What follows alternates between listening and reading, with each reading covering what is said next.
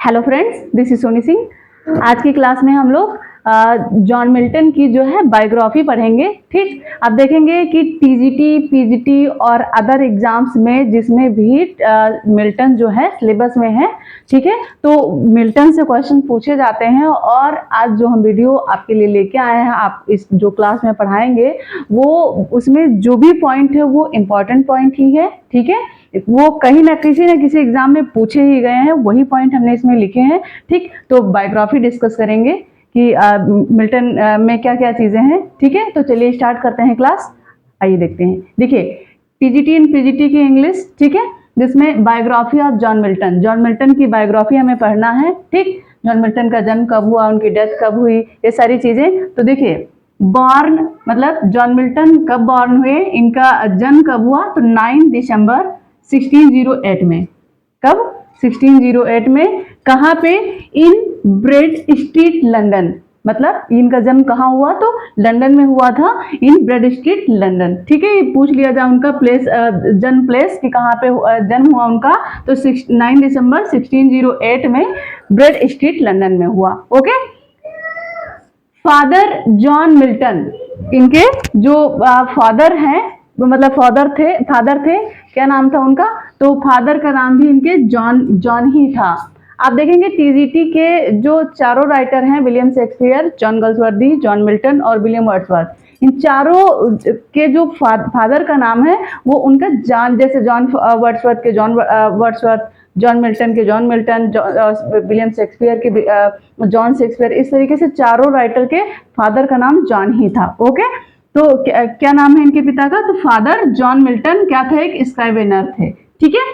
Mother का इनके क्या नेम था, तो सारा जाफरी। ठीक है। मास्टर एडमंड स्पेंसर जो है, इनके मास्टर कहे जाते हैं। मतलब जॉन मिल्टन के जो मास्टर, अगर पूछा जाए, क्वेश्चन आ जाए कि जो जॉन मिल्टन के मास्टर किसे कहा जाता है, तो एडमंड स्पेंसर को। Okay. He is called the lady of Christ college. John Milton को द लेडी कहा जाता था, the lady of Christ college. Christ college का इन्हें लेडी कहा जाता है। क्यों कहा जाता था, तो इनका जो कलर था बहुत ज्यादा फेयर था, और इनके जो बाल थे वो बहुत ज्यादा कर्ली टाइप से और लंबी, मतलब लंबे थे। इसी वजह से लड़कियों जैसे दिखते थे, इसी वजह से इनको तो लेडी ऑफ क्राइस्ट कॉलेज, मतलब ये बहुत इनका जो मतलब ये फेयर कॉम्प्लेक्शन के थे, इसी वजह से इनको लेडी ऑफ क्राइस्ट कहा जाता था। ओके, नेक्स्ट पॉइंट पे आते हैं। 1634 में इन्होंने कामस लिखा।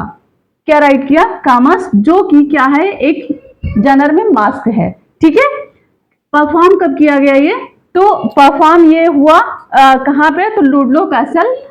ठीक है, before the earl of bridge water and friends. ठीक है, ये जो कामस है ये कहां पे परफॉर्म हुआ, तो लुडलो कासल में। ठीक है, और किसके सामने, तो earl of bridge water and friends. Okay.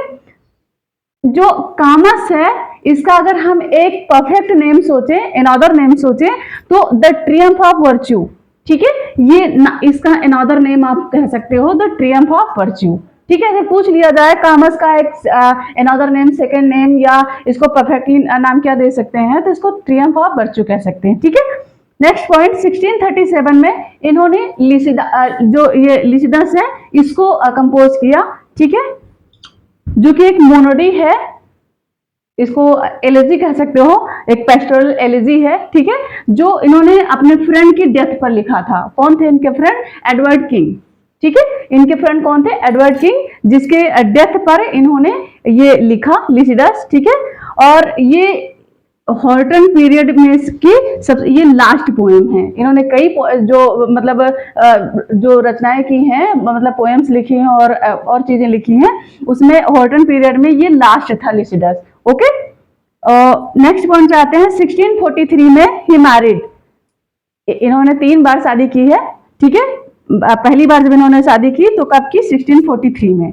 1643 में इनकी फर्स्ट मैरिड थी, किसके साथ, मैरी पॉवेल के साथ में। ठीक है, जो कि फेल रही। ये जो इनकी मैरिज थी वो सक्सेस नहीं हुई, वो फेल रही। किसके साथ, तो पहली शादी इनके मैरी पॉवेल के साथ हुई।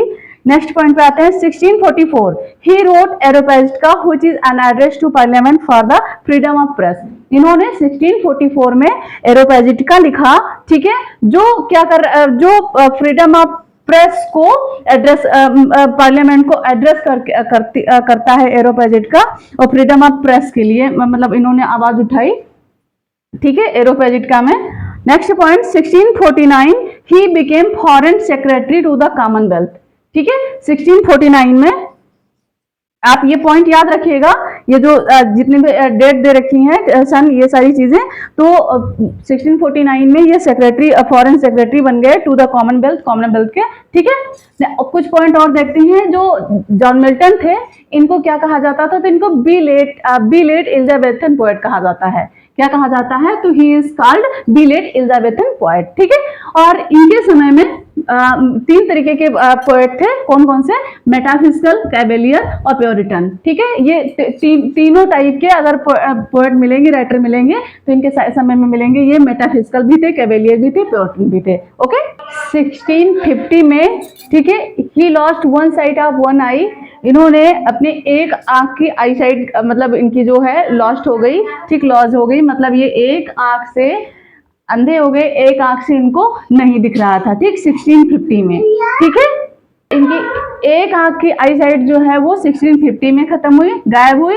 और 1652 में, ठीक है, क्वेश्चन आता है कि ही टोटली ब्लाइंड, ठीक है, ये टोटली मतलब पूरी तरीके से ब्लाइंड कब हुए, किस सन में, तो 1652 में। कब हुए, 1 आई से ब्लाइंड कब हुए, तो 1650 में। और उसके 2 साल बाद डॉक्टर ने इनको सख्त मना किया था कि इतना हार्ड वर्क ना करो, फिर भी ये नहीं माने और हार्ड वर्क करते रहे, तो 1652 में ये टोटली ब्लाइंड हो गए, ओके। और 1652 में ही इनकी जो फर्स्ट वाइफ मैरी पावेल थी, उनकी डेथ हो गई, died Mary Powell, okay. Next point 1649 he wrote his first political tract tenure of kings and magistrate, ठीक है। इन्होंने अपना पहला पॉलिटिकल ट्रैक्ट क्या लिखा, tenure of kings and magistrate, किस सन में, तो 1649 में, ओके। 1656 में ही मैरिड, इन्होंने सेकेंड टाइम मतलब दूसरी बार इन्होंने शादी की, किससे, कैथरीन वुडकॉक से, ठीक है। किससे शादी की, कैथरीन वुडकॉक से, सेकेंड टाइम पे। कब, 1656 में, 1656 में इन्होंने दूसरी बार शादी की, जो 1658 मतलब उसके 2 साल बाद ही उसकी भी डेथ हो गई, कैथरीन वुडकॉक की भी डेथ हो गई, ओके। पूछा जाए कि उनकी सेकंड वाइफ कौन थी, तो कैथरीन वुडकॉक। उनकी डेथ कब हुई, तो 1658 मतलब शादी के 2 साल बाद ही, ओके।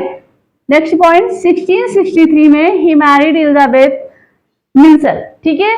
इन्होंने तीसरी बार मतलब थर्ड टाइम शादी की, किससे, एलिजाबेथ से, ठीक है, 1663 में, जो कि इनसे एज में 30 इयर्स छोटी थी, ठीक है, 1663 में।